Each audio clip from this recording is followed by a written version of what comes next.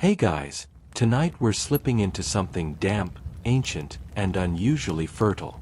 Picture this, you're standing ankle-deep in squelching lake mud, somewhere in what we now call Mexico City, but there are no tacos, no traffic, no mariachi bands, just a giant swamp, and a slightly questionable plan to build an empire. The year? Oh, sometime around 1325. The vibe? Hopeful, but wet. Very wet. So before you get comfortable, take a moment to like the video and subscribe, but only if you genuinely enjoy what I do here. And hey, let me know in the comments where you're listening from and what time it is there. Now, dim the lights, maybe turn on a fan for that soft background hum, and let's ease into tonight's journey together. You trudge through the marshes, and it feels like walking on overcooked lasagna. Soft, sticky, mildly unpleasant. Around you, dragonflies hum, reeds sway, and in the distance, faint chanting wafts over the water like steam from a forgotten soup pot. Welcome to Lake Texcoco, home to one of the least likely real estate success stories in history. It's baffling, really. This whole lakebed is ringed by more practical places. Hills, solid ground, locations where your sandals wouldn't squelch quite so audibly. And yet, the Mexica people, soon to become known as the Aztecs, looked at this muddy lake and thought, perfect. You squint up at the distant skyline, such as it is, and you see what might be the beginnings of something audacious. Stone temples rising on artificial platforms. Canoes gliding silently between island neighborhoods. Crooked paths of piled earth poking out above the shimmering water like the backs of sleepy crocodiles. If you're thinking, this looks impossible, you're not wrong. Historians still argue whether the Aztecs were the first to settle here, or whether they inherited an older, marsh-loving tradition from earlier cultures like the Xochimilca. What we do know is that they weren't supposed to be here. According to their own origin stories, they were wanderers, nomads guided by prophecy. They were told by their god Huitzilopochtli to look for an eagle perched on a cactus, eating a snake. And wouldn't you know it, they claim they saw this majestic bird, right in the middle of a lake. Classic divine prank. You pause to question the logistics. A cactus, growing from a rock, in a lake? Sounds suspicious. But they took it as a sign, and started building. You can almost hear the internal debate. Hey, we could wait for a nice, dry hilltop. Or, hear me out, we could settle this swamp full of briny water, floating reeds, and limited drinking options. The vote probably wasn't unanimous. Still, they began. Slowly, carefully. The early efforts were crude. Bundles of sticks tied together and jammed into the lakebed, weighted with stones, then covered in more mud and plants. If it sounds like building a house out of compost, that's because it basically was. But that's where the brilliance starts to shine through. They didn't just build huts. They created chinampas, the famed floating gardens. Although, and sorry to burst your leafy bubble, they don't actually float.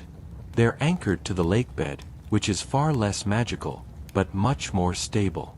Imagine a woven raft of branches, filled with lake muck, surrounded by rows of planted trees, like tiny leafy anchors holding the edges down. And it worked. Somehow, the swamp transformed into a checkerboard of fertile plots and glimmering canals. It didn't happen overnight, but even this early, you can sense the potential. The lake wasn't an obstacle, it was a foundation. Here's a wild little tidbit for you. The earliest settlers may have attracted more stable lakebed by tossing garbage into the water. That's right, your average chinampa may have started as a glorified trash pile. But compost is compost, and trash plus patience equals top-tier farming real estate. You'll never look at your banana peels the same way again. You pass by workers, barefoot, muddy, focused.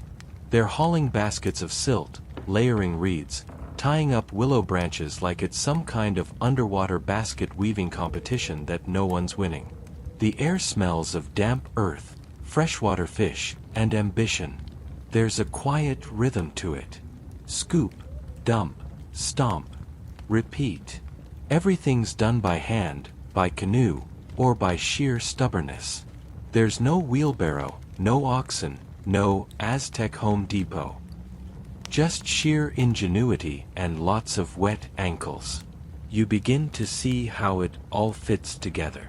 The lake's brackish water, too salty for drinking, but just fine for growing certain crops. The constant supply of muck and detritus, perfect for replenishing the soil. And the location, honestly brilliant for defense. Try sneaking up on someone when your boots are stuck in thigh-deep slime. Still, it wasn't paradise. The people here had to haul freshwater from elsewhere, constantly battle water salinity, and deal with a mosquito situation that can only be described as a biblical level of irritating. You think modern city living is tough? Try building a metropolis on a wet sponge. But the vision was there. A city rising from water. A network of artificial islands, each one bursting with green. Food grown right next to where people lived. No roads, just canals. Venice, eat your heart out. Historians still can't quite agree on how the Aztecs mastered the system so thoroughly. Some argue it came from desperate necessity.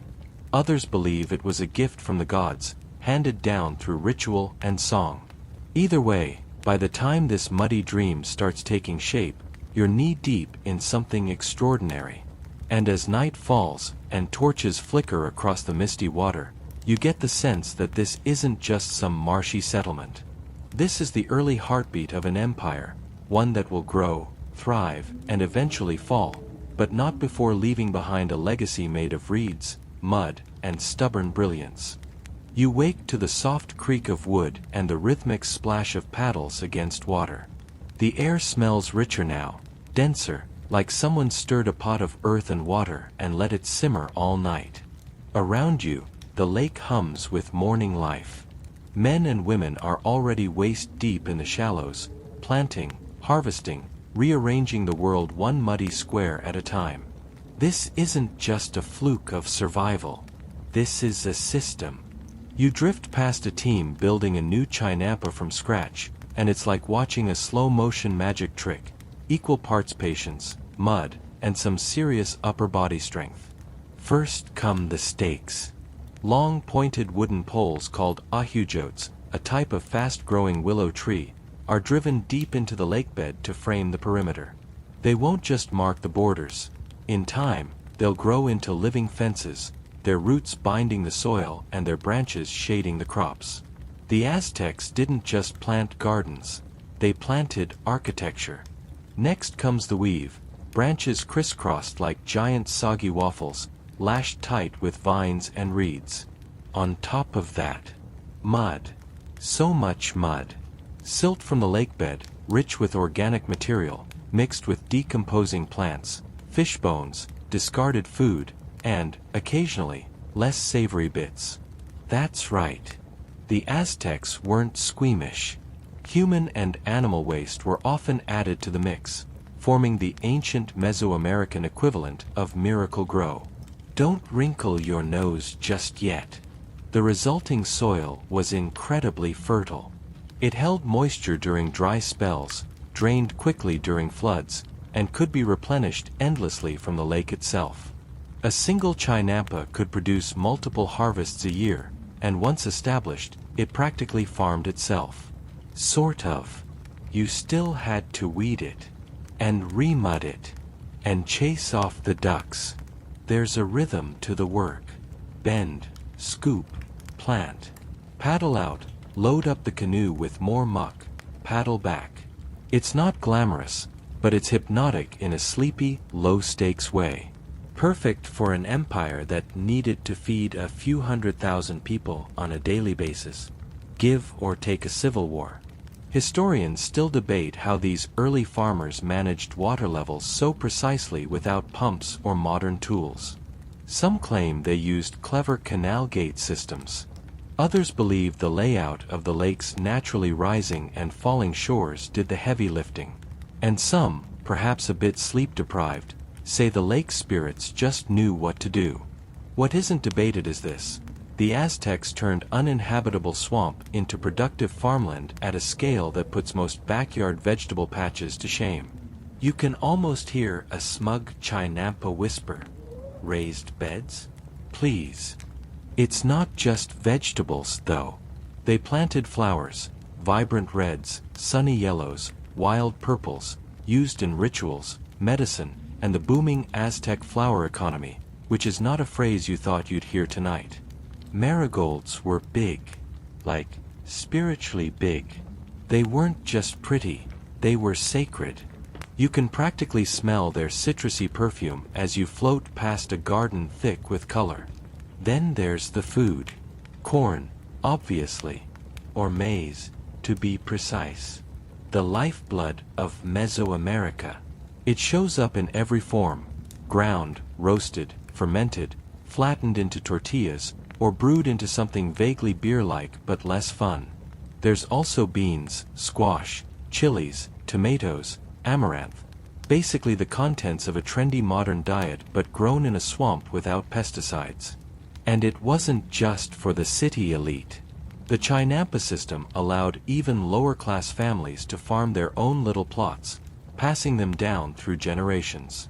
These weren't just gardens, they were inheritances. Sacred, soggy, slightly fragrant inheritances.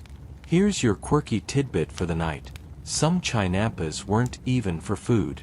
They were nursery Chinampas, places where young trees and plants were raised before being transplanted elsewhere.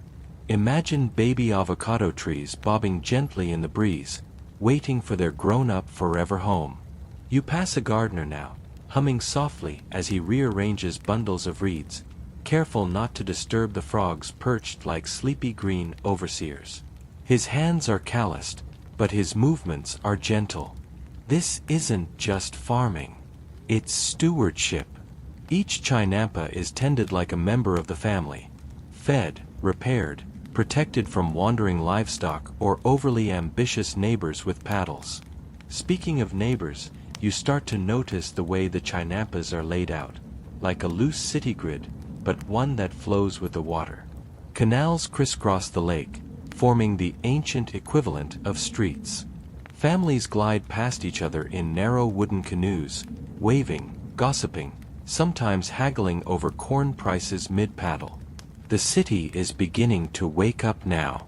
Far in the distance, the great temples of Tenochtitlan rise into the morning mist, casting long reflections into the water.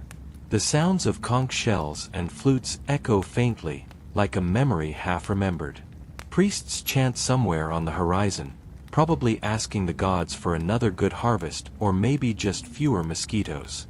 You drift past a Chinampa where 3 generations of a family work in near silence.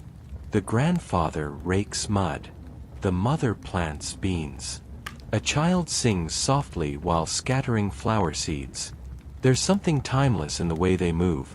No urgency, no rush, just the quiet rhythm of a culture that's mastered the art of coaxing life from muck. Of course, not every moment is peaceful.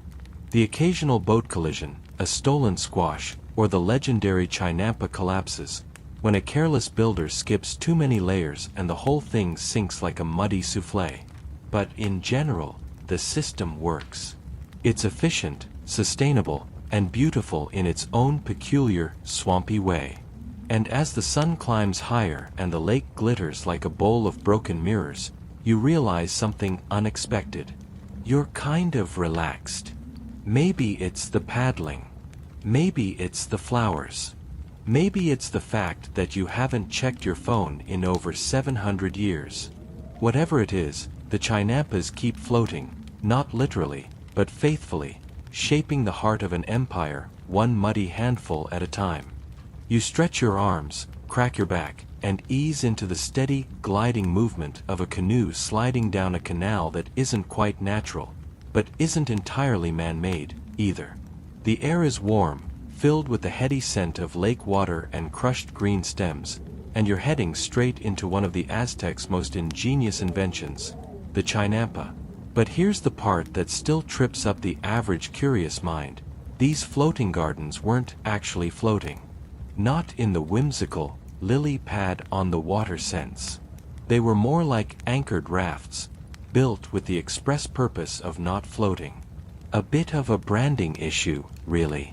Anchored garden platforms constructed through methodical labor just doesn't roll off the tongue. You run your hand over the edge of one as you pass. The perimeter is held firm by those living fences, the willows, ahujotes, planted in neat lines, their roots hugging the underwater soil like a protective parent. These trees are multitaskers. They prevent erosion, define property lines, and even offer shade to sensitive plants. A tree with a solid rhizome. As you glide by one rectangular plot after another, it starts to feel like the world's quietest agricultural spreadsheet. Each chinampa is long and narrow, usually about 30 feet wide and up to 300 feet long. Why the odd dimensions? Blame the canoes. Everything here revolves around them. A farmer needs to paddle up, harvest, load, and paddle off without crashing into his neighbor's marigolds. And about those canoes, some are piled high with vegetables, others with silt, some with small, sleeping dogs that look like they run the place.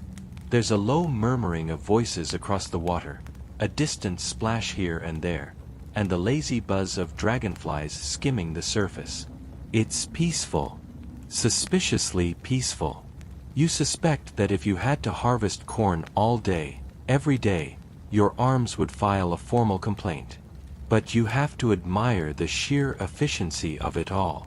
These chinampas were arranged to maximize productivity while staying in harmony with the natural hydrology of Lake Texcoco. And that lake. It was salty in some places, fresh in others, and constantly trying to rebel against the best-laid plans.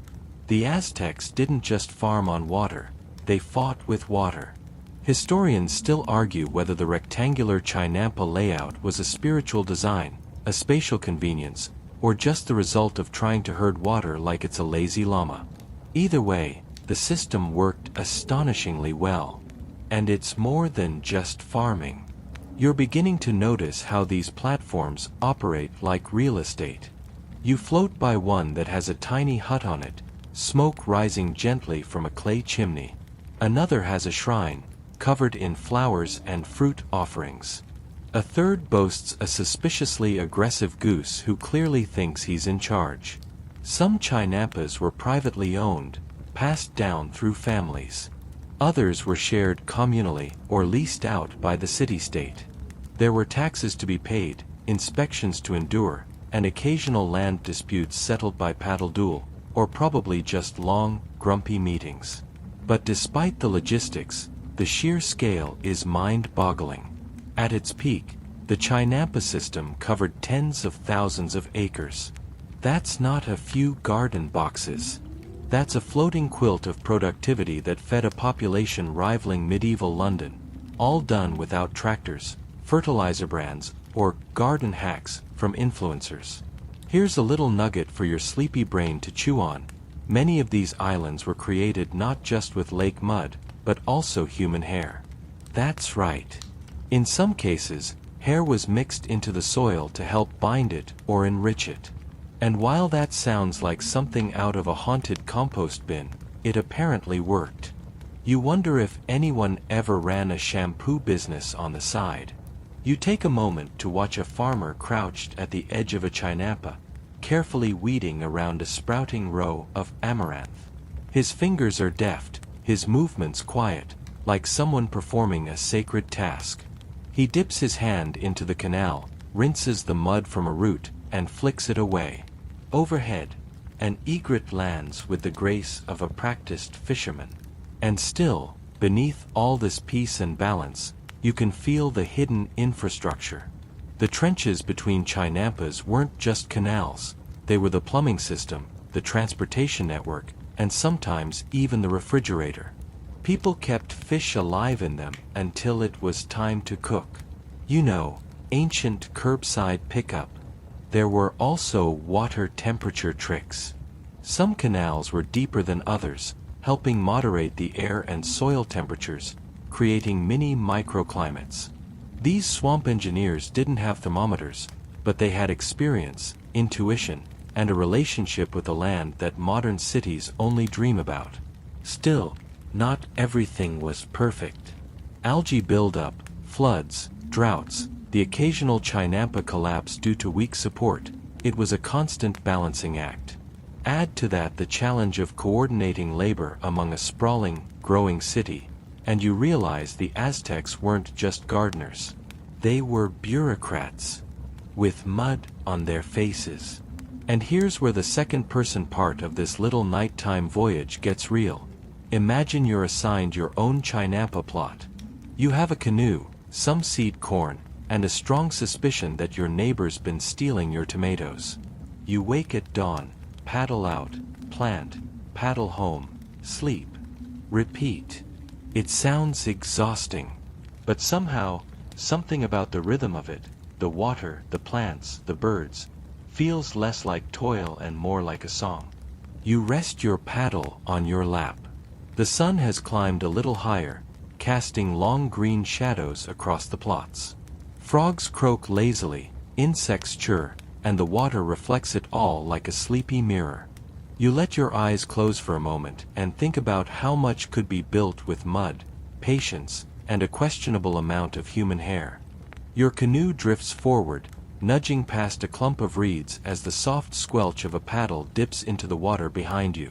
The world continues to unfold in rectangular green stretches, almost hypnotic now, like you've slipped into a repeating dream of earth and water. You lean back a little, arms slack, because tonight you're not just floating through farmland. You're drifting into the beating heart of Aztec society, Tenochtitlan itself. The city doesn't explode into view with skyscrapers and spotlights, it rises gently, almost respectfully, from the lake. You spot the causeways first, long and straight as rulers, cutting across the water like stone highways. They connect the island city to the mainland, and they're bustling.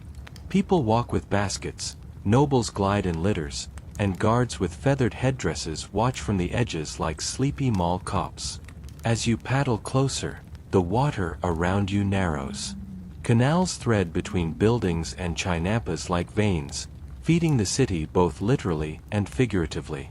Boats glide past you, loaded with squash, fish, bundles of maize, and once, a little unsettlingly, a full-sized jaguar tied with rope. You pretend not to notice. This is no sleepy village. This is urban engineering on a massive scale. Historians still argue whether the layout of Tenochtitlan was purely functional or whether it reflected deeper cosmic or ritualistic ideas. Some say it mirrored the Aztec vision of the universe. 4 quadrants with a great temple at the center, symbolizing the navel of the world. Others say it was laid out like that because someone had to organize all the corn deliveries. You ease past homes made of adobe and stone, some with thatched roofs, others tiled. Even here, in the densest part of the empire, Chinampas cling to the edges of neighborhoods. It's like someone tried to make a floating city park and forgot to stop building it. Here's your quirky tidbit. The Aztecs didn't just transport food and people through the canals, they also used them to carry sewage away from the city. That's right. Ancient waste management in action. They even had laws about dumping waste into the wrong part of the water. Which means somewhere, at some point, an Aztec version of a parking ticket probably read, "Improper disposal of avocado scraps." You start to realize just how dependent Tenochtitlan was on its Chinampas. These plots weren't just agricultural convenience, they were survival in physical form. When droughts hit or supplies ran low, the floating gardens cushioned the blow. During sieges, more on those later, they were often the only lifeline, the city's edible moat. But even more than that, the Chinampas were a kind of quiet rebellion against the natural world. Lake Texcoco wasn't supposed to be habitable. It was salty, swampy, and annoyingly unpredictable. The Aztecs didn't just move in, they reprogrammed it. They coaxed order from chaos with mud, sticks, and an almost laughable amount of faith. As you float beneath a small wooden bridge, you pass a group of children playing at the edge of a chinampa, daring each other to leap over the narrow canal between two plots. One kid makes it, barely. Another doesn't. There's a splash, some laughter, and a very wet frog that seems deeply unimpressed. You smile to yourself.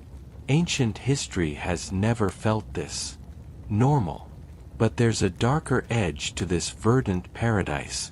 While many chinampas were peaceful family plots, others were operated by laborers under pressure. Some served the Tila Toni, the ruler of the Aztecs, and his entourage. Others were controlled by noble families or state institutions.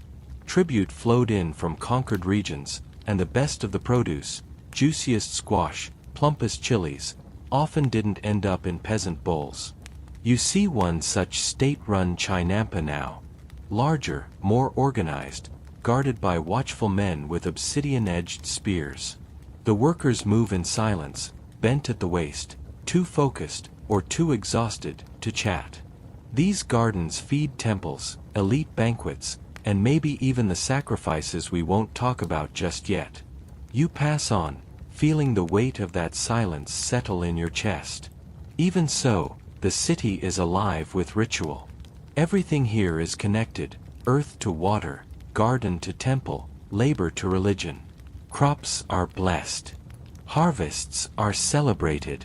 Corn is not just corn, it's divine. You watch as a priest in crimson robes sprinkles flower petals into the water around a chinampa, whispering prayers that the gods are probably too busy to hear but that matter anyway. And then there's the great temple, Templo Mayor, visible now above the rooftops. It dominates the horizon, two staircases leading up to twin shrines, one to Huitzilopochtli, god of war and the sun, the other to Tlaloc, god of rain and fertility. A not-so-subtle reminder that crops don't grow without both water and a little violence. You pass beneath the shadow of a tall pole where an offering is being prepared. Bright feathers, gourds, bundles of maize tied with string. A canoe glides by filled entirely with flowers, mostly marigolds, headed for the temple steps. The scent drifts behind it like incense, sweet and strangely calming.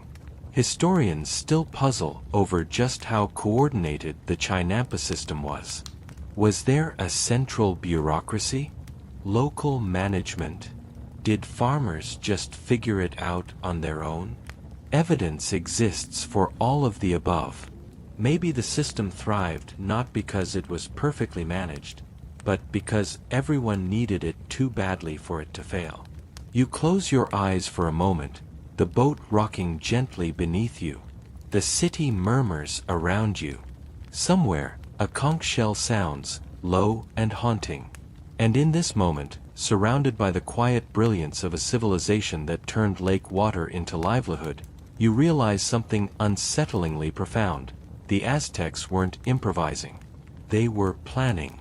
Centuries ahead. Your canoe drifts past a line of floating squash vines, and it's easy to forget you're in the middle of a city built on a lake. A frog hops from one plot to another with the confidence of someone who pays rent. Overhead, the clouds roll lazily past the sun, and you're thinking, between yawns, how serene it all feels. But you know better by now. There's always another layer. Beneath the green calm, the Aztec world churns with symbolism, belief, and a deep-rooted obsession with the balance of life and death. Nowhere is that clearer than in their farming. You trail a hand in the water and think about corn, maize, to be official, the golden child of Mesoamerica. But to the Aztecs, corn was not just food. It was a god, a cycle, a metaphor, and probably a part-time therapist. You didn't just plant it, you courted it. It was the heartbeat of the empire. And the chinampas? They weren't just convenient patches of mud. They were sacred spaces where life was coaxed from wet soil by sweat, prayer, and just a smidge of fear. Each planting season started with ritual. Offerings were made, dances performed, and you better believe the gods were consulted. After all, if you forgot to honor Chicumcotl, the maize goddess, your harvest might ghost you like a bad date. Here's your mainstream historical fact to chew on. The Aztecs cultivated a remarkable range of crops in these chinampas. Maize, beans, squash, amaranth, tomatoes, chilies, and even medicinal herbs grew side by side. This wasn't just for variety, it was strategic. Different plants enriched the soil in different ways. Corn and beans, for example, made a power couple. Beans fixed nitrogen in the soil, which corn hungrily absorbed. Teamwork makes the dream work, even in swamp mud. The quirky tidbit? Some chinampas grew flowers exclusively, not for decoration, but for ceremonies, and, occasionally, to feed hummingbirds. Yes, hummingbirds. In Aztec mythology, fallen warriors and women who died in childbirth returned as these tiny, aggressive, glittering birds. So, naturally, planting flowers to feed them wasn't just sweet, it was kind of like maintaining a veterans' memorial cafe. You pass a plot with blazing red flowers swaying in the breeze, and you swear one of the hummingbirds dive bombs your canoe. Possibly in judgment. Now, here's the debate historians can't stop poking at. Did the chinampas actually provide most of the food for Tenochtitlan? Some argue yes. The system was so efficient it could feed hundreds of thousands. Others think it's exaggerated, suggesting tribute and trade played a much larger role. The truth might be soggier and somewhere in the middle. What's clear though, is that the chinampas offered reliable, localized food, something empires often forget to plan for. You start noticing the tools scattered across some plots. Stone blades, woven baskets, digging sticks. No plows. No animals. Just human hands and ancient efficiency. It's gardening on hard mode. Yet everything seems to thrive. It helps that the canal water constantly delivers nutrients into the soil. It's a bit like the land is breathing, inhaling minerals, exhaling vegetables. You squint toward the distance and spot an elderly farmer crouching in the mud, humming softly while arranging dried chili peppers into neat rows. His fingers are stained with soil and time. Behind him, a teen carries a stack of reeds, likely headed to repair the edges of a chinampa. It's not glamorous work. No grand monuments. But this quiet labor, is what holds the empire together. And no one's taking selfies about it. The Aztecs didn't just grow what they needed, they planned for surplus. Some chinampas were dedicated to experimentation. Farmers tested different planting cycles, irrigation rhythms, even crop combinations. It's like a floating R&D department, centuries before industrial agriculture. Somewhere, deep in the muck, you suspect an ancient version of a spreadsheet is buried. You float past a chinampa where marigolds are being harvested by two women with wide, woven hats. Marigolds are sacred. They guide the spirits of the dead during festivals like Michelhuatantli, the smaller precursor to today's Day of the Dead. The scent is sharp and spicy, curling in your nose like peppered sunlight. The women pause to laugh, probably about you. You try not to take it personally. And it's not just the crops that matter here, it's the rhythm. Everything about chinampa agriculture is cyclical. Crops are rotated. Water levels are watched. Soil is replenished regularly with dredged lake mud and decomposing vegetation, layered on like some ancient lasagna. It keeps the earth fertile and the pests confused. Speaking of pests, fun fact, Aztecs used ducks for pest control. They'd release flocks into the canals to eat bugs, weeds, and whatever dared to nibble the sacred corn. Nature's little exterminators, flapping through the swamp like feathered hit men. You smile at the thought, imagining a duck mafia patrolling the waterways. quack softly and carry a big beak. Some plots even used hydroponic tricks, loosely speaking. Certain plants were started in floating seed beds before being transplanted. Others were suspended near the water's edge to absorb maximum moisture. It's not high-tech by today's standards, but the principles are eerily familiar. You begin to wonder, are we just reinventing ancient wheels in digital packaging? As your canoe turns lazily, you see a set of vertical structures, wooden frames laced with climbing vines. Vertical farming, Aztec style. Nothing wasted. Space is sacred, and the earth is not taken for granted. It's humbling. You glance at your houseplants back home and feel a tiny surge of guilt. You pass a pile of compost in the corner of a chinampa. It's steaming faintly. Rot, decay, transformation, these weren't things to be feared here. They were the fuel of life. Death, in the Aztec world, was not an ending. It was a job change. You settle deeper into the boat, exhaling slowly. Everything about this system whispers balance between people and nature, effort and reward, ritual and routine. There's no corporate branding, no artificial lights, no monoculture. Just water, mud, and patience.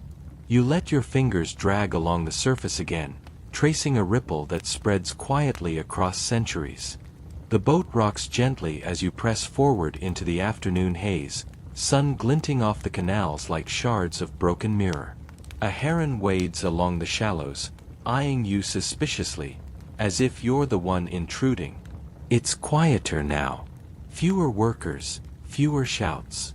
Just the rhythmic creak of the paddle and the distant murmurs of a city too large to sleep.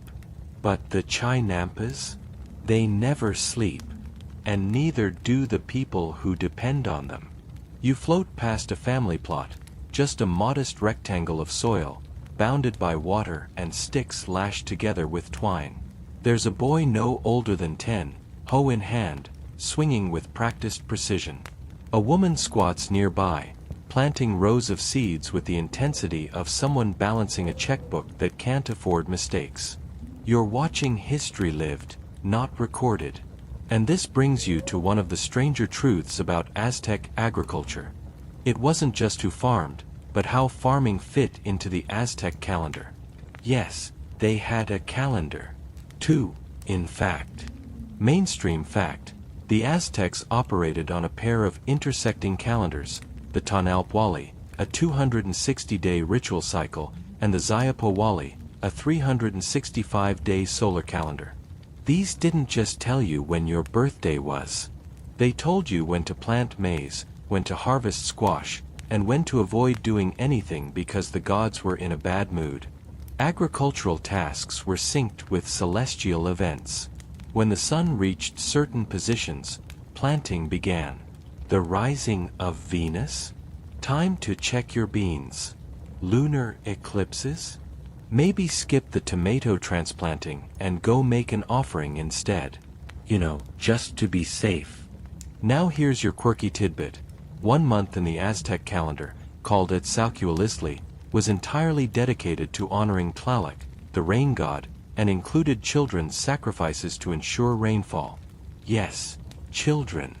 It's the kind of thing you whisper under your breath and then immediately regret. The Aztecs believed the tears of the sacrificed were especially pleasing to Tlaloc, so, yeah, you suddenly don't feel great about your earlier frog joke. You paddle on, grateful that you only grow basil in a windowsill. There's another ritual you notice now, happening on a chinampa across the way. A group of priests and farmers stand in a circle around a fire pit. Corn cobs blackened by smoke are being offered to the flames, alongside bits of turkey meat and a few splashes of pulque, a fermented agave drink that was basically Mesoamerican kombucha. The priest chants, and the farmers nod solemnly. This is not superstition. It's insurance. Historians still debate the accuracy of these ritual timings. Did everyone actually follow the sacred agricultural schedule, or was it more of an ideal? Maybe the high priests kept to it while peasants quietly adjusted based on weather and necessity. Like all bureaucracies, the divine calendar probably looked better on paper than in the mud. Still, you can't deny its elegance. The idea that the cosmos and your garden are in constant dialogue, that planting seeds isn't just biology, it's cosmology, is weirdly comforting. You drop your hand into the water again and try to imagine the stars giving you advice on carrot spacing. As you drift, you pass storage huts perched on the edges of chinampas, small, elevated shelters used to store tools, seed grain, and food surplus. A few are guarded by dogs that eye your canoe with disinterest, clearly too full of leftover tortillas to care. These huts were vital. Without refrigeration or banks, food surplus was the security deposit. Crops were dried, salted, or ground into powder to preserve them. Nothing wasted. Everything counted. You start seeing more tools now. Digging sticks, reed mats, heavy baskets. Not a wheelbarrow in sight. The Aztecs didn't use wheels for transportation, which still baffles archaeologists. The terrain, the lack of large draft animals. Sure, those are reasons. But still, imagine carrying 100 pounds of corn across a swamp without even the satisfaction of a squeaky wheel. And yet they managed. You glide into a canal lined on both sides with reed fences. Some of the chinampas here are newer, still being shaped. Men pile on mud and vegetation in layers, wading through waist-deep water. You realize you're watching a chinampa being born. They start by staking out a rectangle, then layering lakebed soil, decaying plants, and refuse in a slow, deliberate build-up. Think lasagna, again. But muddier. And with fewer regrets. One man pauses to catch his breath, wiping his forehead with a leaf. You give him a nod, which he ignores, possibly because you're in a canoe whispering historical facts to yourself. The point is, chinampas aren't static. They grow. They collapse. They're rebuilt. They're reinforced with willow trees planted along their borders, ahujotes, with roots that knit the whole thing together like nature's duct tape.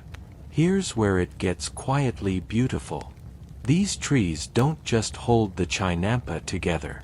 They also help purify the air, offer shade, prevent erosion, and provide wood when needed. It's a closed-loop system so effective it could make a Silicon Valley startup cry. You pass a cluster of willows now, their branches brushing the surface of the canal, trailing lazy ripples behind them. Birds chirp somewhere within the leaves. One calls out in a voice that sounds suspiciously like a cat with a hangover. Nature, unfiltered. There's a sense, drifting here, that the land is alive, not metaphorically, but really.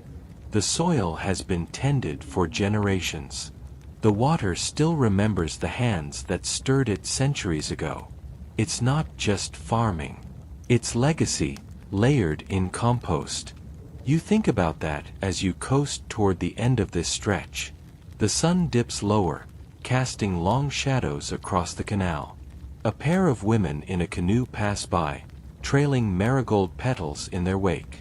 They don't wave, but one gives you a curious look, like maybe she, too, wonders why you're here floating half asleep in ancient Mexico. The wind picks up, rustling the leaves, sending little whirlpools across the water's surface. And for a moment, just one, you feel like the city and its gardens, its people and their prayers, the stars and the seeds, are all perfectly in sync. And then a duck honks at you like it wants rent money. Back to reality.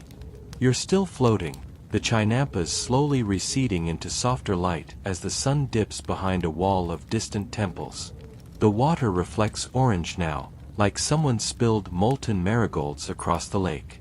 It's quieter here, not silent, but contemplative. A group of kids laugh as they paddle past, one of them tossing what might be a piece of roasted maize into the air and catching it with theatrical flair. You resist clapping. Barely. You've been through the mud, the ritual, the rhythm.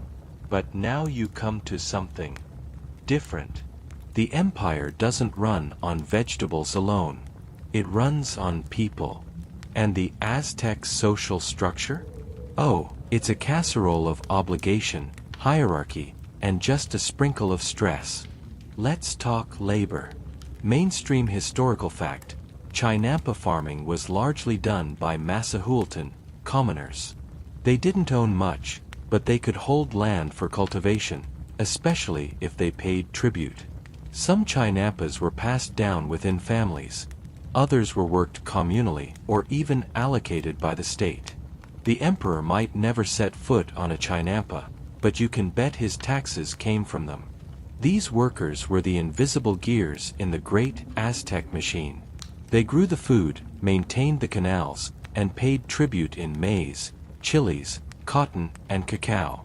That last one wasn't for baking, it was currency. A handful of cacao beans could get you a turkey tamale or a haircut. Inflation was probably measured in how many beans it took to rent a canoe. Now here's your quirky bit. Chinampas weren't just for living people. Some plots were dedicated to deceased nobles.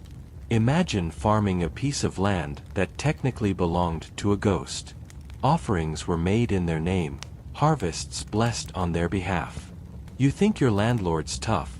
Try negotiating rent with someone who's been dead since the 1300s. You pass a man in a wide straw hat, his shoulders bent under the weight of a reed basket.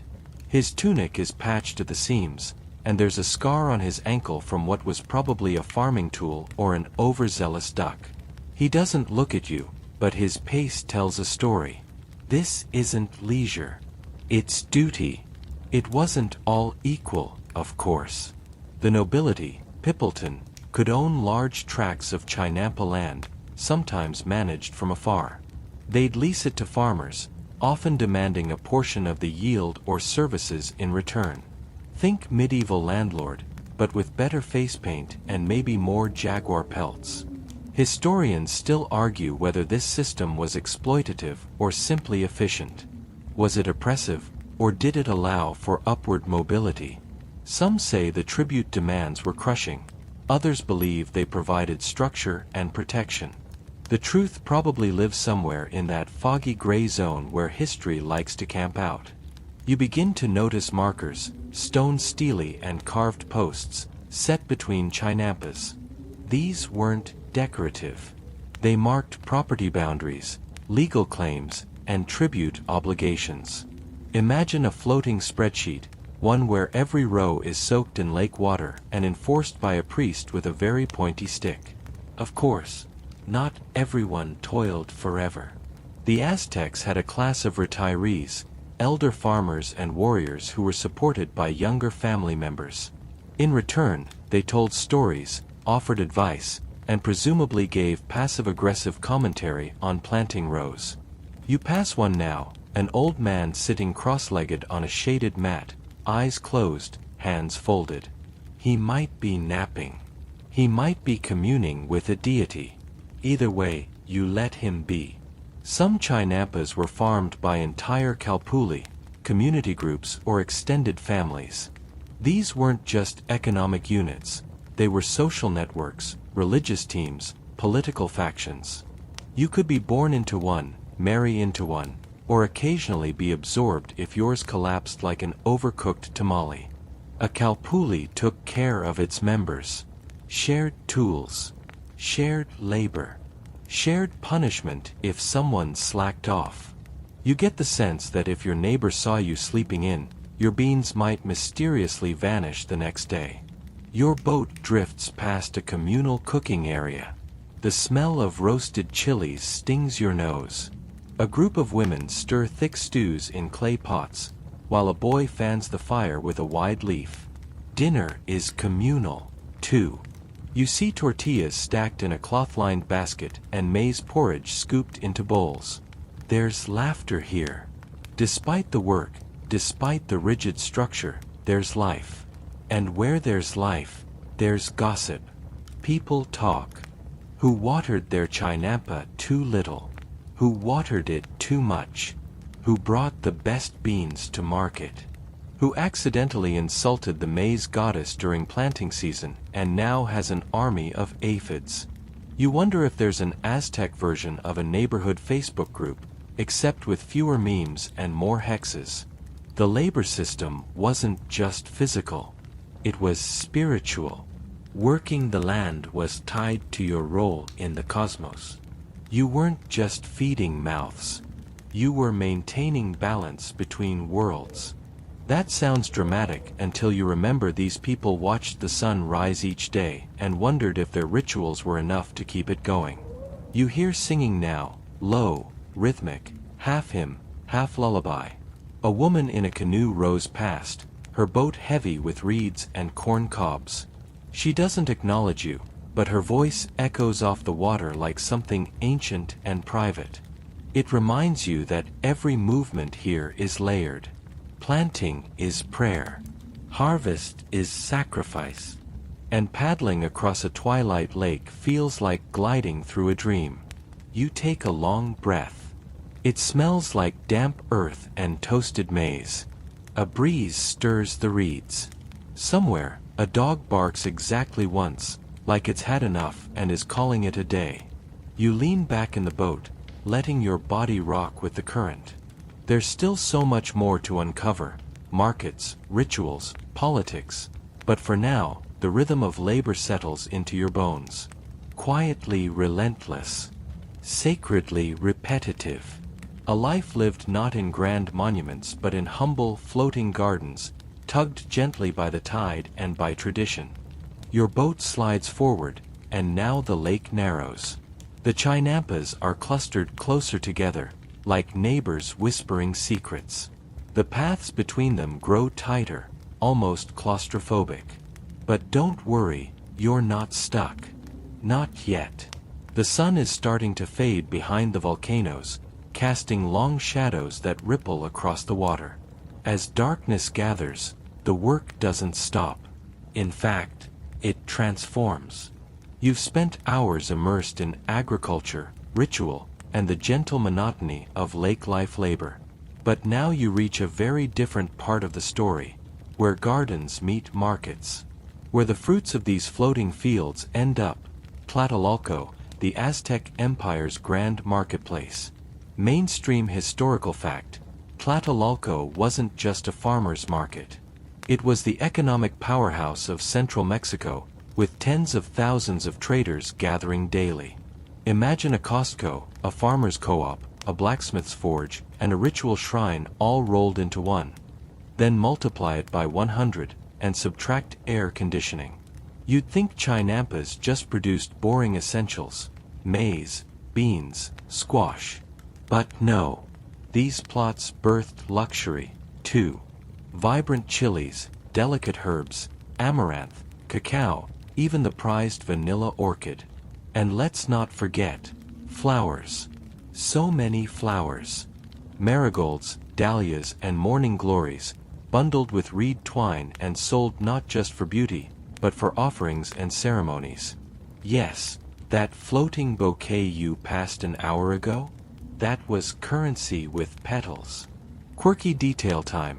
Aztec merchants used different hand gestures to bargain prices silently, especially in crowded places like Tlatelolco. One flick of the wrist meant, "too expensive." A sideways tilt said, "I'm watching you." You, of course, would have stood there confused, offering cacao beans for a hat and wondering why everyone was staring.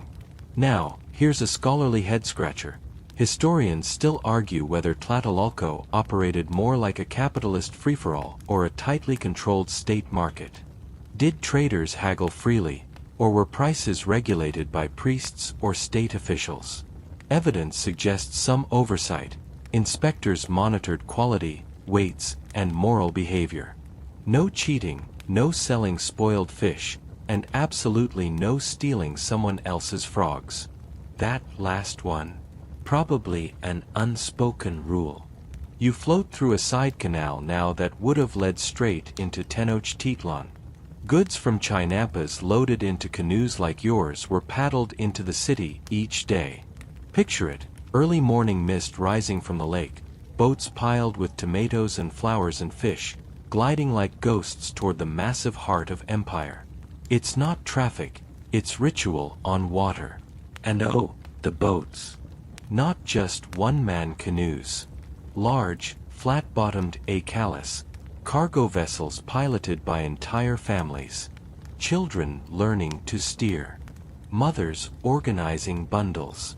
Fathers keeping an eye on the wake for signs of crocodiles or, worse, tax collectors. You pass one of these big boats now, floating half-buried in reeds. Its ribs peek through the vegetation like a skeleton dreaming of trade days long past. Time does that. Swallows things, even things that float. As night begins to slip over the Chinampas like a wool blanket, you wonder, what happened to all this commerce when war came knocking? The answer's both expected and bizarre.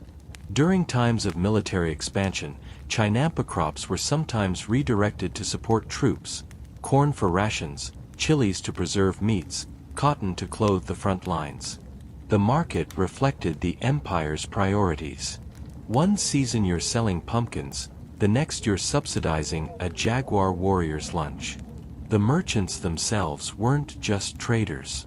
Some belonged to guilds, hereditary families of elite vendors who traded rare or foreign goods, jade, turquoise, obsidian. They dressed better, ate better, and walked with the quiet swagger of someone who could afford 3 wives and a boat with shade. You glance toward the shore and spot the ruins of what might have been a merchant station. Just a foundation now, but the shape is unmistakable. Flat, open, with mooring posts still upright. A bird nests atop one, preening like it owns the place. Probably does. And of course, there were taxes. Tribute. Quotas. Imagine spending your week knee-deep in mud, only to load up your harvest and be told that 60% of it goes straight to the Teletoni, the emperor. Fair. Maybe not. But it kept the wheels of the empire greased with squash and sunflower seeds. Back in Tlatelolco, a special court existed to resolve trade disputes. Imagine that, an Aztec small claims court. He promised me 20 avocados and gave me 3 moldy guavas. The judges? Experienced traders. The sentences probably involved forfeiting product or enduring some very awkward stares from your kalpuli. And if you tried to cheat? Let's just say public shaming was involved. Possibly even temporary exile. Aztecs took their markets seriously. Because they weren't just spaces of economy, they were theaters of order. It's getting darker. The stars begin poking through the dusk, and you see their reflections multiply across the canals like glitter spilled on obsidian. Somewhere, someone lights a fire, and the smell of toasted maize drifts toward you again.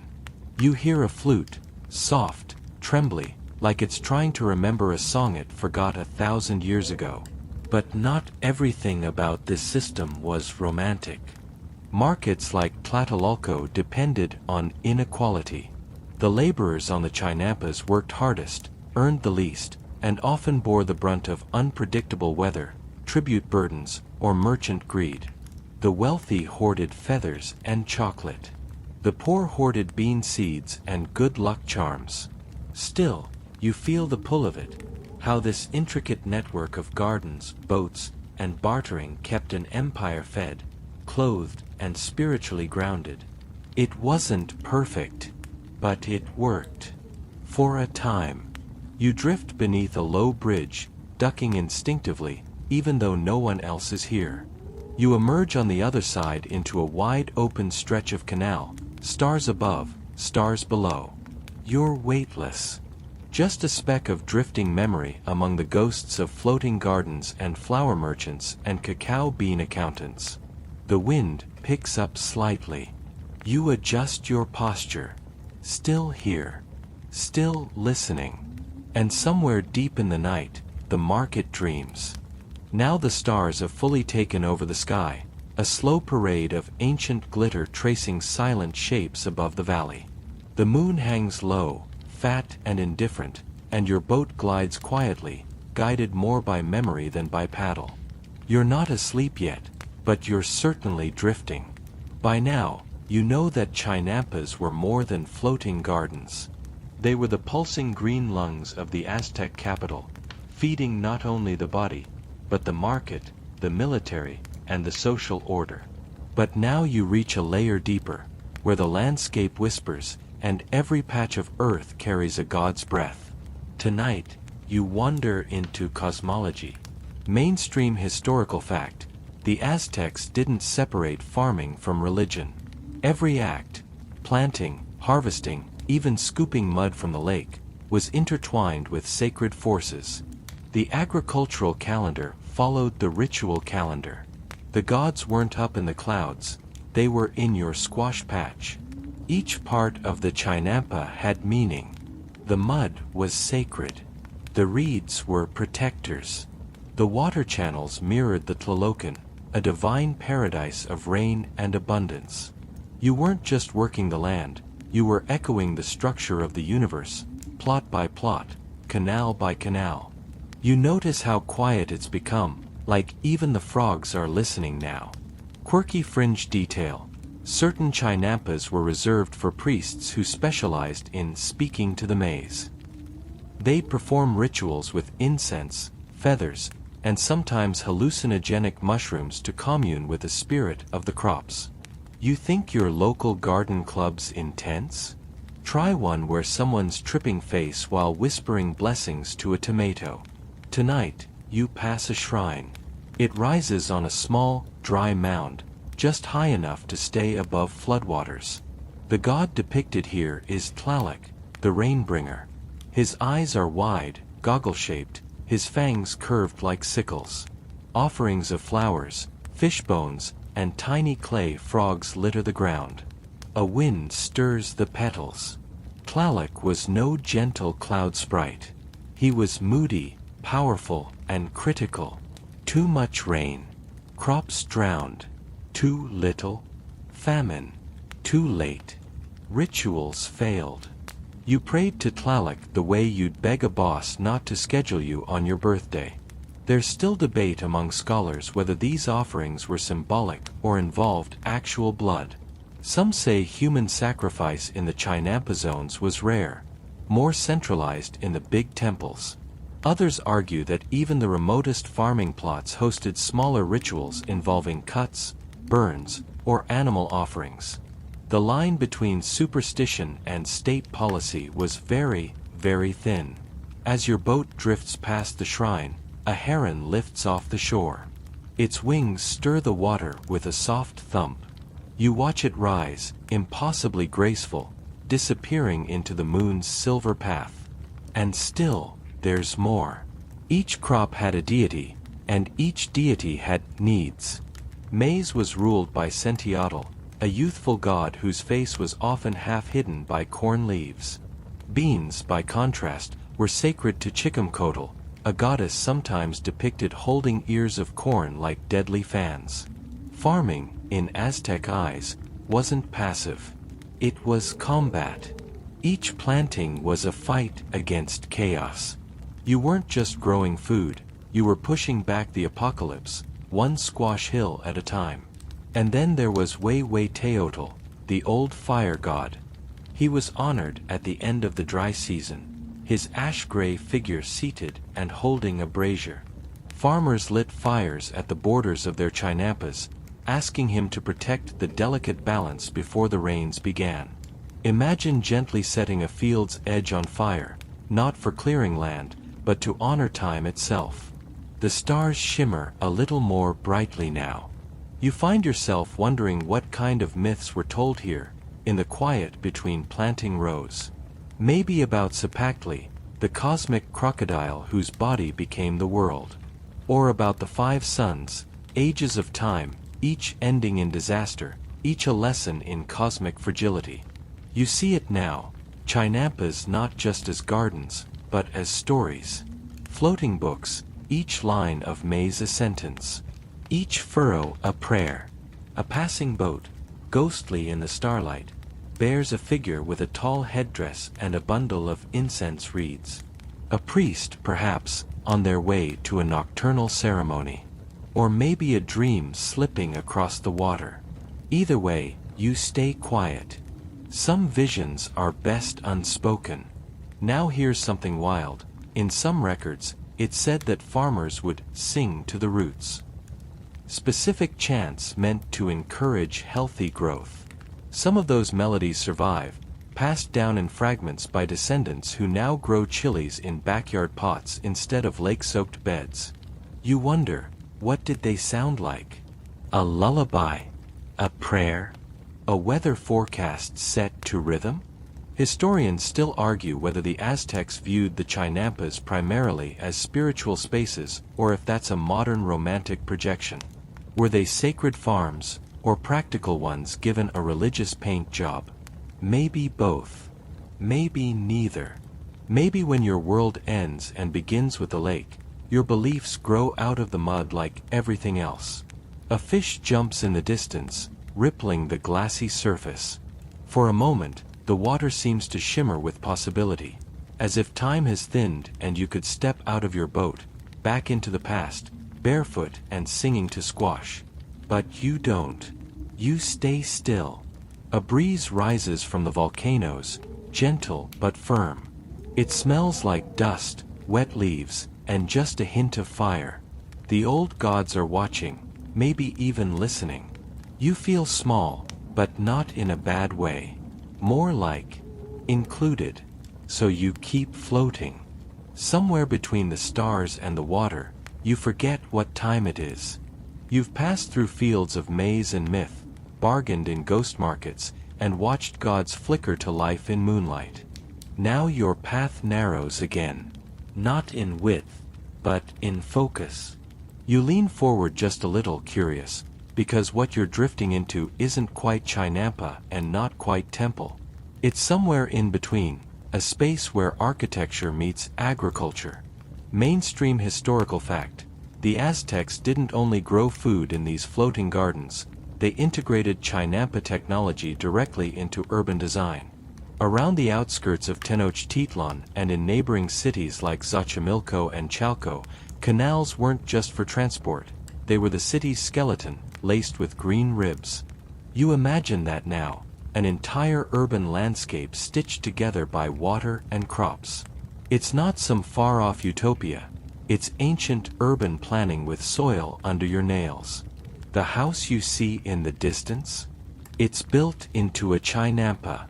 The foundation stones are set into compacted lakebed clay, the walls edged with woven reeds and thatch. A canoe rests against a dock, still rocking slightly. Someone lived here.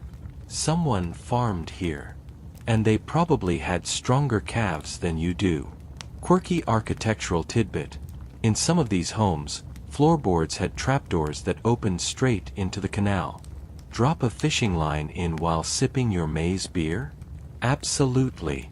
Aztec lakefront living, long before it was trendy. As your boat glides past, you start to see patterns in the way homes and gardens intertwine. The canal curves gently around the Chinampa, which is flanked by narrow walking paths, built from compacted mud and volcanic gravel. That gravel, by the way, was carried in baskets from miles away. No wheelbarrows. Just grit, sandals, and the kind of work ethic that makes you feel personally attacked. And here's a design feature that doubles as city defense. The canals around urban Chinampas were often strategically shallow, making them ideal for ambushes. If invading forces tried to paddle through, they'd get stuck, confused, and very quickly outnumbered by locals who knew the currents better than their own dreams. Historians still debate whether this Chinampa-based urban expansion was centrally planned or organically developed. Did city rulers instruct families to build in certain patterns, or did neighborhoods evolve naturally from where the most fertile plots were? Some evidence points to state-engineered symmetry, others suggest a glorious mess that just happened to work beautifully. You now reach a complex that looks more ceremonial than domestic. The platform is wide and edged in stones smoothed by centuries of feet. Here, Chinampa agriculture blurred into ritual performance. Ceremonies celebrating harvest deities would take place among the crops themselves. Picture it, garlands of marigolds strung between maize stalks. A priest in turquoise feathers stepping carefully between tomato plants. The smell of burning copal blending with the earthy scent of water-soaked soil. You'd be forgiven for thinking it was a wedding. Or a music festival with a surprising amount of bean offerings. And now a detail that sticks with you. Some larger chinampas near the city had permanent granary platforms, raised mud brick shelves shaded by thatch roofs, used to store surplus food. Not just piles of corn, but dried chilies, cacao nibs, and amaranth seeds. A kind of ancient food pantry, ready for famine, flood, or just really big feasts. It's quiet again. You trail your fingers along the water. Beneath the surface, you see flashes. Fish, sure, but also old wooden stakes, woven reeds, even a broken piece of ceramic. You reach in, pull out a shard. It's curved, painted in faded red. A bowl, maybe. Or part of an incense burner. Someone once held it, perhaps while watching their child paddle off to market. And now, a less glamorous topic: waste management. Yes, chinampas were self-sustaining, but they also had to deal with all the byproducts of a bustling city floating on a lake. How'd they do it? Simple. Composting. Night soil, that's the polite term for, was carefully collected and aged before being spread on plots. Fringe fact alert: some households even competed for the best compost mixtures, adding ash, crushed bone, and pulverized volcanic stone to enrich their blend. You haven't lived until you've seen ancient farming turn into a high-stakes garden club deathmatch. And while the wealthier families might have hired laborers to maintain their chinampas, most people did it themselves. Farming was daily life. It was a rhythm, not a chore.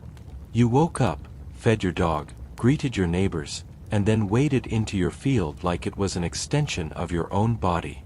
You pass a structure built entirely of tazontal, a red volcanic rock light enough to float in water. The walls are patched in places, reinforced with reeds and covered in lime plaster. You swear it smells like roasted corn inside. You imagine a family there, shelling beans on woven mats, a baby gurgling in a sling, the canal lapping at the doorstep like a lazy cat. One final scholarly dispute floats past. Was the integration of chinampa agriculture into urban planning a necessity or a cultural choice?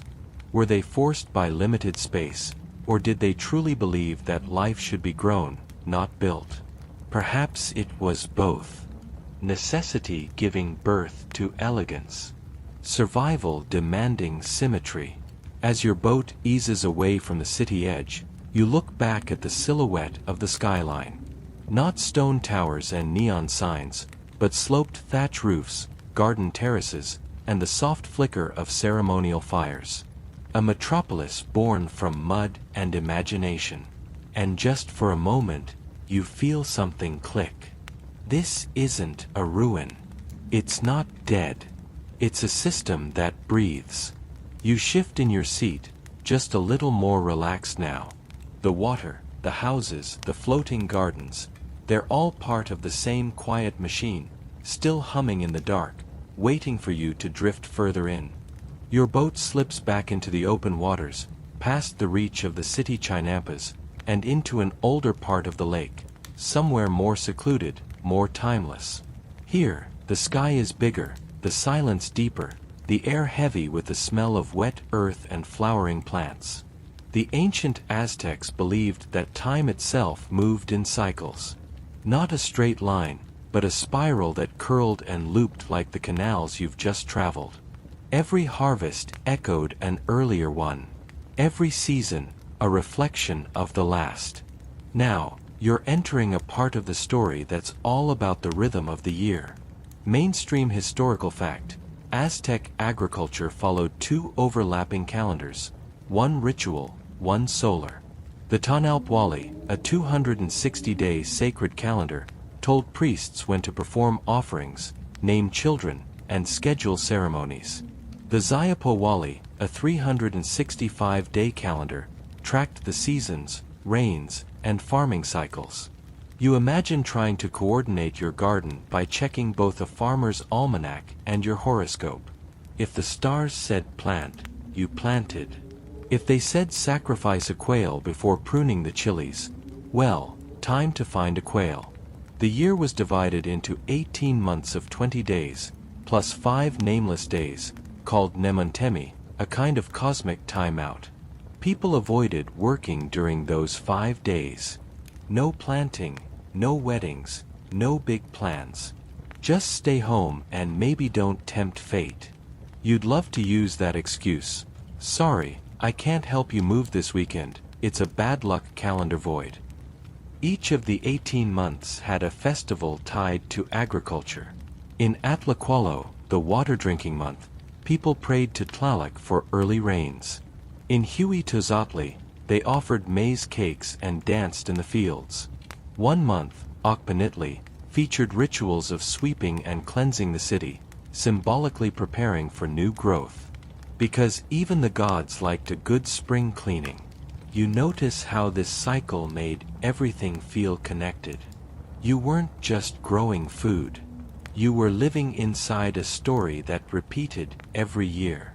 You could trace your life, birth, marriage, harvest, death, by the state of your chinampa. Quirky fringe fact: there was a tradition where young people would gather maize silk, the delicate threads that grow on corn cobs, and weave them into bracelets or charms.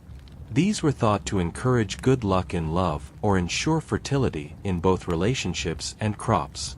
So, yes, even ancient flings came with accessories. Drifting along, you pass a narrow canal lined with flowering shrubs. Bees buzz lazily, and dragonflies dart in synchronized swirls. You spot a turtle sunning itself on a half-submerged log. Everything here moves with unhurried purpose. And then there's the music. Historians still debate how often music and farming truly mingled in daily life. Some argue that flutes and drums were reserved for festivals. Others believe songs were part of the everyday rhythm, farmers singing as they worked, just as their grandparents had, with melodies passed down like recipes. You try humming, just to see. The sound floats over the water, light as mist. Now let's talk food, because what's the point of all this agriculture if you're not imagining the meals? The Aztec diet was mostly plant-based and deeply tied to the chinampa output. Maize, beans, squash, chilies, amaranth, tomatoes, avocados, and herbs like epazote and hoja santa. Picture breakfast: a warm corn tortilla smeared with mashed black beans, sprinkled with pumpkin seeds and maybe a chili sauce. Not a bad way to start the day. Add some cacao, froth it with water until it's bitter and bold, and you're wide awake, or jittery, depending on how many cups you had. They even made tamales with lake greens or stuffed with a spicy squash filling, then steamed over stones heated with lake water. Yes, now you're hungry, and no, there's no late-night taco boat coming to save you. Sorry. You pass a floating kitchen platform, just a small patch of land with a stone hearth and a few clay pots. Maybe it belonged to a grandmother who was famous for her squash blossom stew.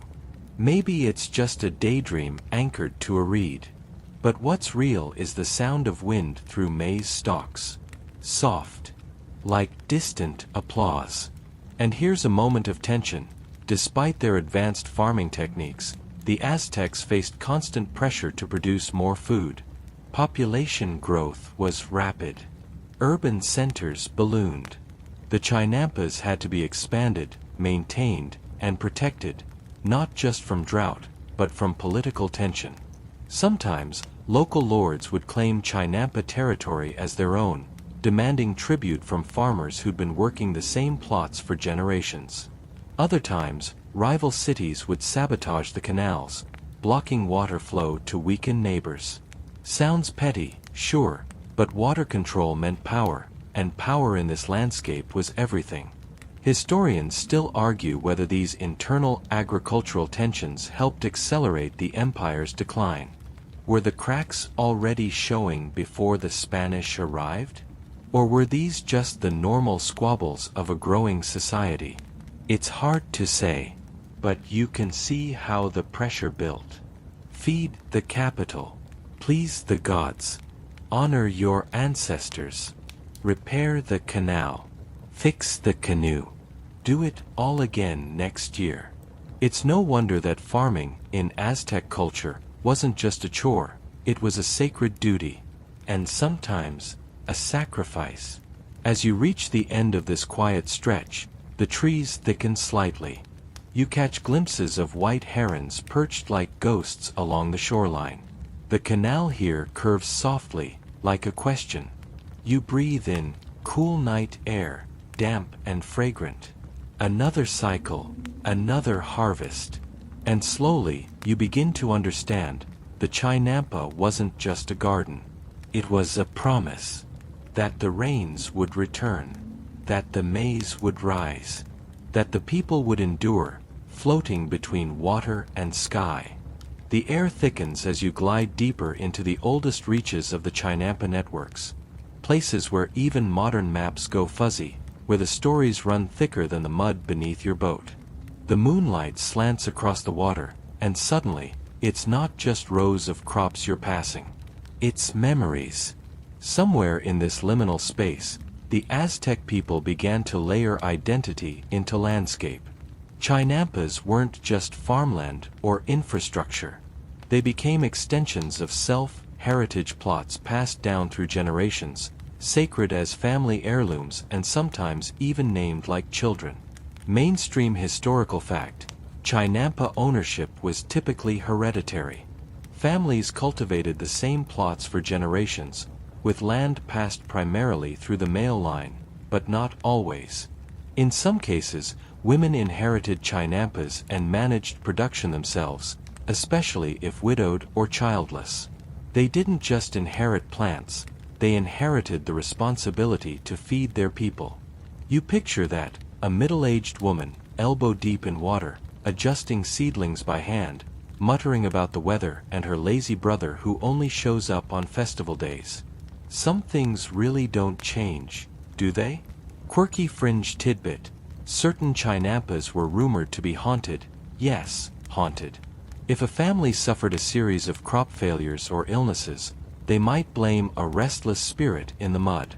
Rituals would be performed to cool the soil and appease the dead, sometimes involving crushed obsidian dust and incense buried in the corners of the plot.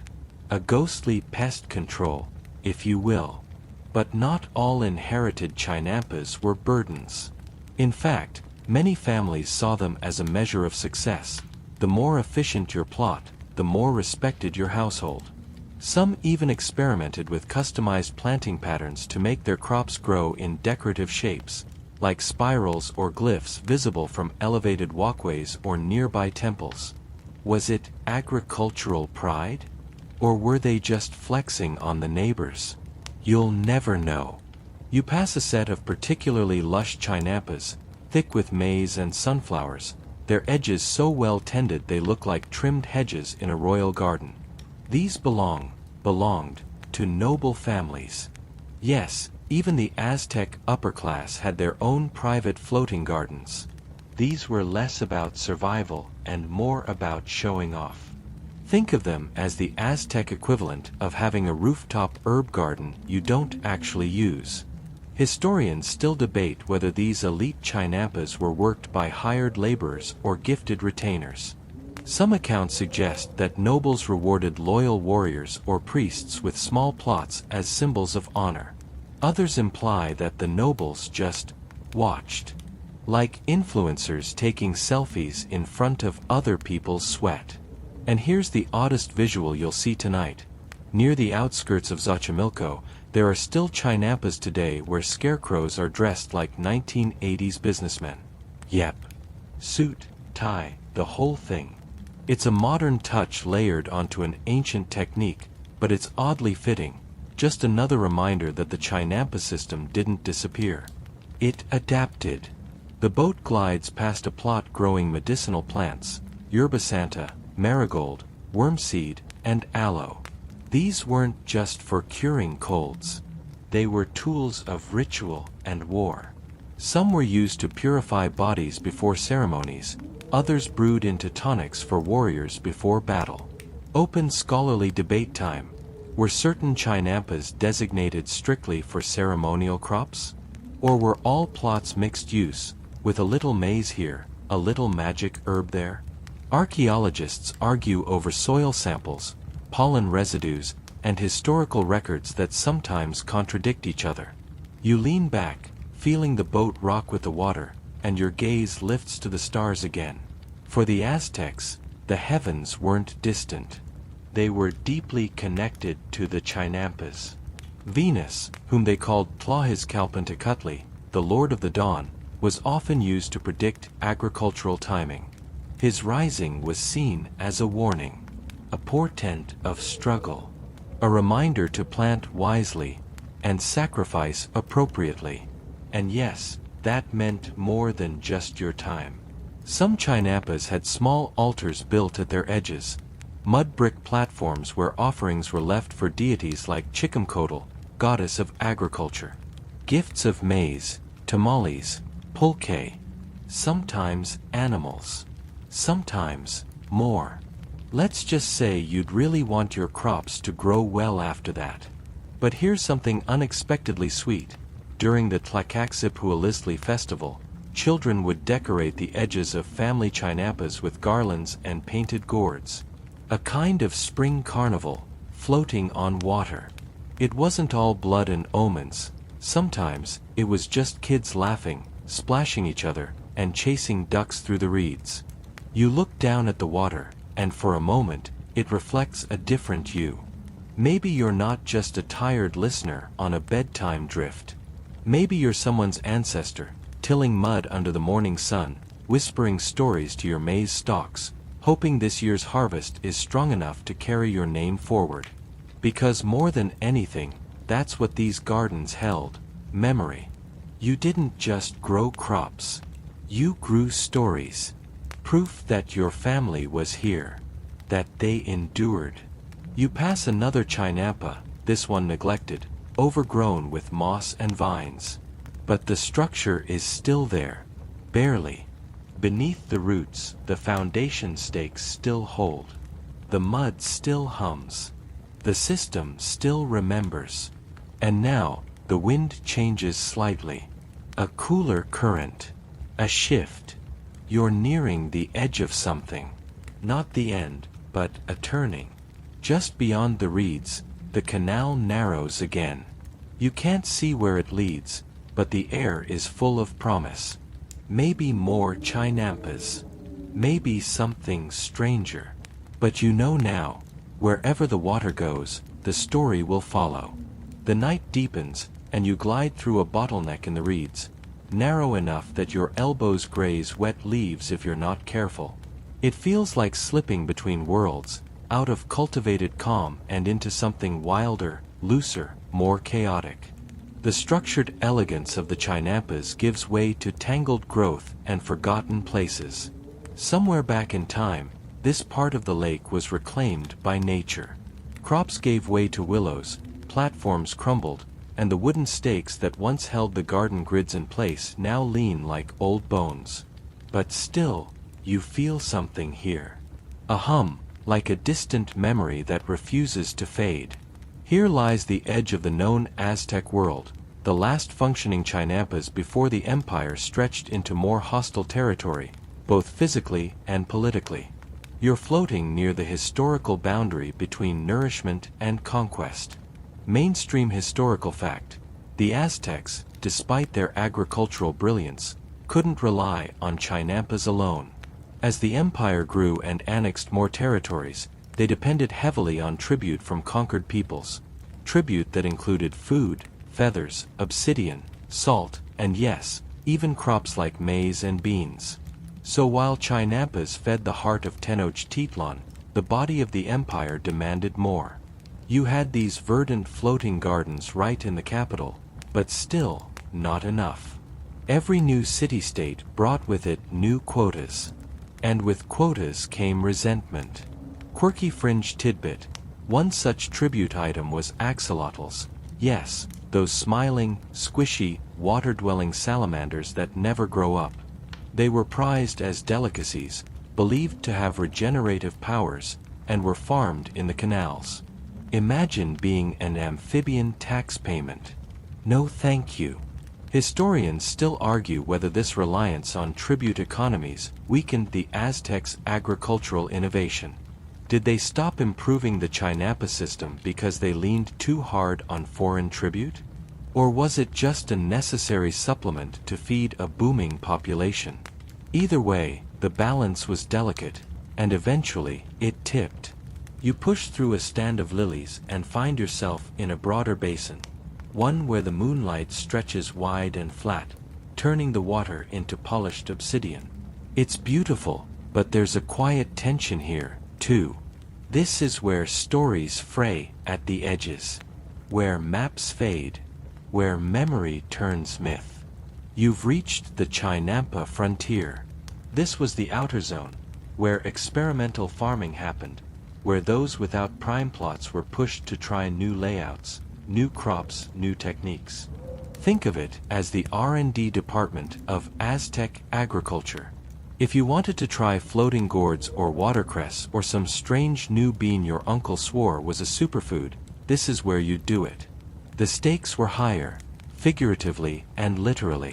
Some experimental plots used deeper piling techniques, layering extra stone and clay beneath the soil to counteract flooding. Others built raised walkways between Chinampas, like muddy skybridges, to keep feet dry during the rainy season. But not all experiments worked. A number of plots sank. Some eroded.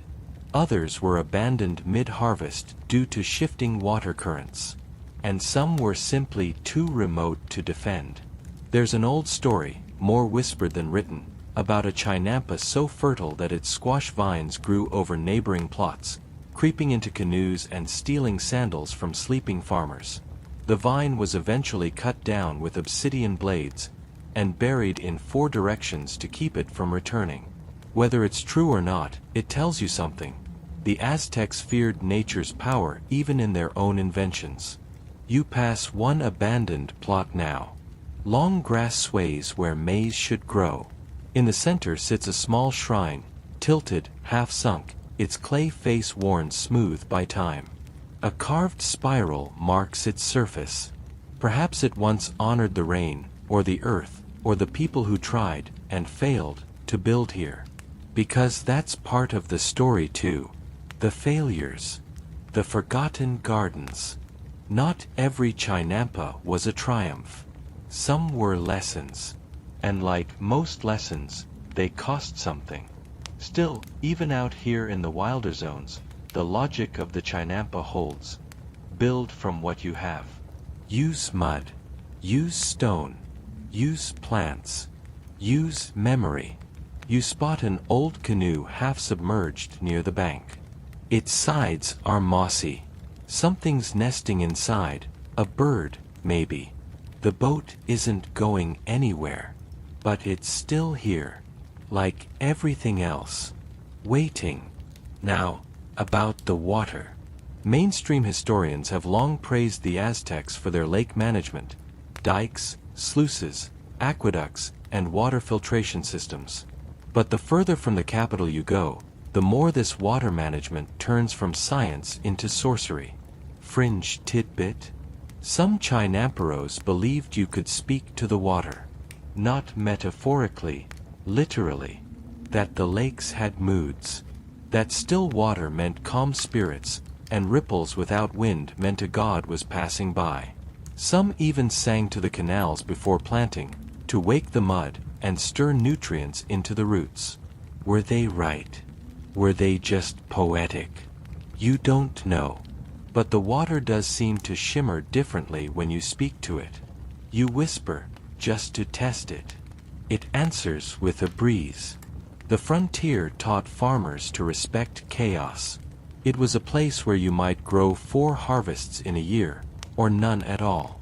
where herons nested in your chili plants, where old gods drifted in on fog and asked for nothing but acknowledgement.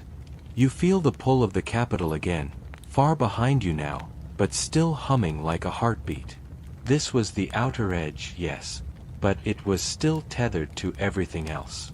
That was the genius of the Chinampa system. Even its loneliest outpost was part of something vast, interlinked, alive. So you float a little longer. Let the night soak into your bones. Let the garden ghosts watch from the reeds. You've made it to the edge of the world, and it's greener than you expected. The wind carries you now, drifting like a wayward seed back toward the heart of the Chinampa network.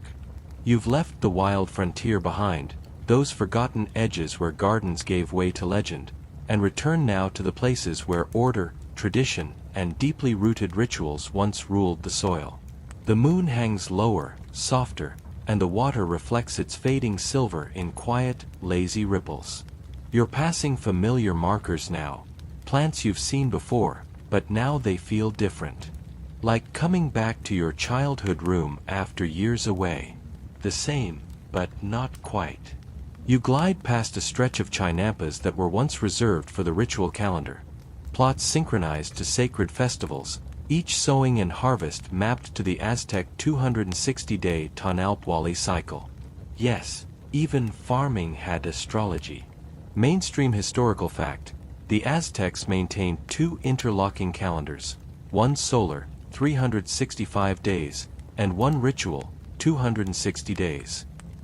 Planting cycles, especially for maize, were often aligned with auspicious dates in these systems, particularly dates associated with agricultural deities like Sentiatl or Tlaloc. It wasn't just about timing rainfall, it was about divine permission. So, imagine this, you're a Chinampa farmer. But you can't just plant because the soil looks good. You have to wait until the priests say it's the right kind of day. You're pacing your fields, seeds in hand, and someone's burning incense on a temple rooftop to ask a god whether you're allowed to get muddy. Sometimes, you're told to wait. Sometimes, you plant early. Sometimes, you sacrifice a duck just in case. Because nothing's worse than upsetting a rain god right before monsoon season. Now for the fringe detail. There's a quiet theory among a few researchers that each Chinampa may have had its own birth sign, based on when it was first staked or planted. This sign, drawn from the Tonalpwali, could influence what was grown there. A Chinampa born on a crocodile day might favor maize. One born on a jaguar day might yield better chili. It's part belief, part agricultural superstition, and part Aztec-style feng shui. So if your garden wasn't producing well, maybe it was because you planted beans on a rabbit plot. Rookie mistake. Historians still argue whether these personalized plot practices were widespread or just poetic anomalies. Some glyphs carved on temple stones suggest that specific Chinampas were ritually named and tracked, but written records are scarce. Most knowledge passed down orally, lost when the conquest came. Which, yes, is getting closer now. Because the longer you stay in this dreamlike glide through Chinampa country, the more the air seems to tighten, as though history itself is preparing for the crash. The Spanish arrive soon. You can feel it in the water. But not yet. For now, the gardens still thrive. The plants still bloom. The Chinamperos still ferry baskets of amaranth and flowers to early morning markets, laughing and gossiping as they go. The lake still sings. You float through a plot lined with marigolds, used in Day of the Dead rituals today, but back then, grown for both medicine and ceremonies. You inhale. It smells like pollen and memory. To your right, a woman squats on the edge of her Chinampa, gently brushing soil off a row of red amaranth stalks. Her son hands her a stone blade, and she nods. The harvest is ready. The water laps against the sides of her plot. The system works. But it's not just a system of planting and cutting. It's social, too. Families owned different sizes of chinampas depending on status. Commoners had smaller plots. Nobility often had multiple, including those closer to temple complexes. And like any society, that meant disputes. Disputes over who staked a plot first. Over who had the right to a canal route. Over where your irrigation runoff ended up. Some even went to court. Yes, Aztec-style courts, with witnesses, judges, and legal codes written in pictographs. One documented case involved a man who built a fence too close to another's chinampa, disrupting canoe access. He lost. The fence was removed. Order was restored. You love to see it. But even here, in this orderly system, life happened. People cheated, crops failed, relationships soured. One priest's diary, later translated by Spanish friars, even laments how the chili on the east garden grows crooked. Surely the gods are displeased with someone in this household. Or maybe they just had poor drainage. You pass a line of small altars now, barely knee-high, each set at the corners of intersecting plots. These were offerings to protect against plant diseases, which, yes, existed even in this watery Eden. Wilt, mold, rot, and even insect swarms. Some farmers placed carved figurines of Tlaloc, god of rain, at the corners to request gentle, even precipitation, not the flood your kitchen kind of storm. And here's a surprisingly sweet fringe fact. Children often helped in the fields by catching dragonflies. Not just because they were pretty, but because they ate aphids. That's right. Aztec kids were ancient pest control. Pay them in tamales, and you've got a full integrated ecosystem. The boat rocks gently beneath you now as the canal begins to curve. The scent of soil, lake water, and crushed flower petals wraps around you like a memory of summer. You close your eyes and feel it, the heartbeat of a city built on water, pulsing through these floating gardens. Not loud, not dramatic, just steady, just alive. Because that's the truth no one really tells you. It wasn't the temples, or the warriors, or the sacrifices that made the Aztec Empire work. It was this. Mud, stakes, seeds, sweat, and the quiet miracle of growing something from nothing. You reach another intersection. A cross-shaped path where 4 canals meet. Each direction leads to another part of the system, like veins from a heart. You pause. Breathe. The water waits. Your boat drifts forward. Still more to see. The sky begins to fade from black to indigo, just the faintest whisper of morning far off at the lake's edge. You can't see the sun yet, but the air carries that soft shift, like the world itself is beginning to stir under a heavy blanket. You continue gliding slowly through the network of chinampas, and though the route remains familiar, maize stalks on the left, squash vines curling low on the right, something is different. There's a stillness in the water now. Not sleep, exactly. More like a held breath. Because history is about to change. Mainstream historical fact. In 1519, Hernán Cortés and his Spanish force arrived in the Valley of Mexico. 2 years later, Tenochtitlan would fall. The city of floating gardens, the engineering marvel, the beating heart of an empire, it would burn and sink and be buried beneath the soil that once gave it life.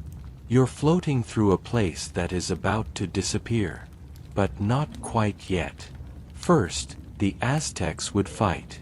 And fight hard. Chinampas became part of the battlefield. Canoes were tied together to form makeshift barriers. Plants were uprooted to create visibility lines. Farmers grabbed obsidian blades, more accustomed to pruning chilies than stabbing intruders, and took to the canals. You can almost hear it, the water splashing with the hurried paddles of warriors, the barked orders, the clink of bronze meeting flint. And somewhere beneath it all, the sound of roots tearing loose from the mud, as entire plots were abandoned in retreat. Fringe detail. There's an account, possibly apocryphal, that Aztec defenders lured Spanish horses onto a flooded Chinampa zone, knowing the unstable soil would swallow their weight. The horses panicked. Riders fell. One conquistador supposedly drowned in bean plants. If true, it would be the most Aztec way to die. Historians still argue whether the Spanish fully understood the agricultural system they destroyed. Some records suggest Cortés admired the Chinampas, even imagining how they might be adapted for Spanish crops. Others claim they dismissed the gardens as primitive. Either way, they leveled them. Temples burned. Markets emptied. The great aqueducts were severed. The dikes crumbled. And slowly, the lakes began to drain. You drift past one final Chinampa, its plot narrow, crooked, half swallowed by reeds. You see stone tools scattered on its surface, left mid-task, as though someone ran and never came back. You see a clay idol, face cracked, buried to its eyes in damp soil. And you see plants still growing. Not neatly, not in rows. But they grow.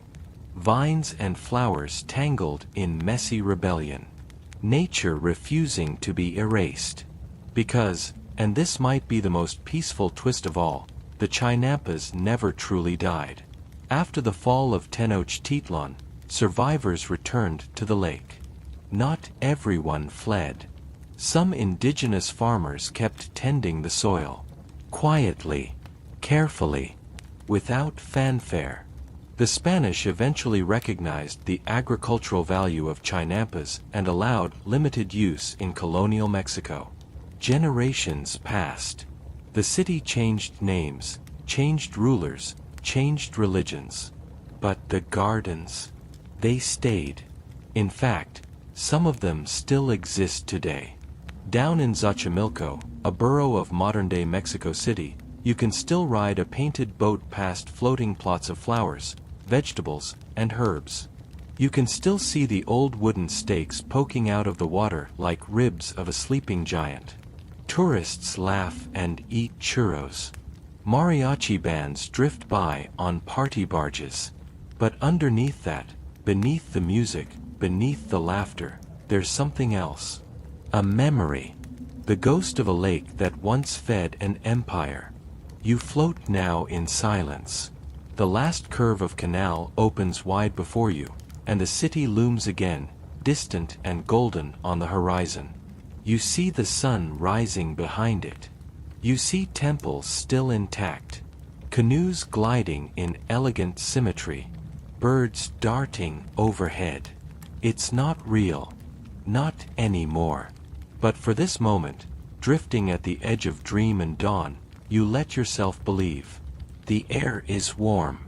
The water is still. And somewhere below the surface, the gardens sleep on. The boat has stopped. You don't remember when.